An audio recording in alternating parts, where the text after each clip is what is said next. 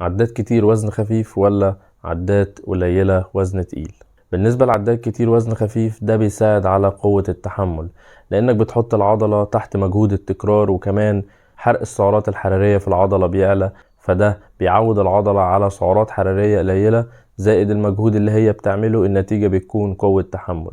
وده نلعبه امتى؟ لما يكون الهدف عندنا هو فقط قوة التحمل أو القوة العضلية، مش بناء الكتلة العضلية. طيب بالنسبة لي أعداد قليلة أو أعداد معقولة مع الوزن التقيل، ده بيكون هدفه طبعا بناء الكتلة العضلية، لأن الأوزان التقيلة بتساعد على هدم الأنسجة أو الهدم العضلي، ومع الريكفري اللي هو النوم والراحة والأكل السليم العضلات بتبتدي إن هي تتكون من جديد، والأنسجة تتلائم تاني مع بعضها وتكون عضلة كبيرة وقوية.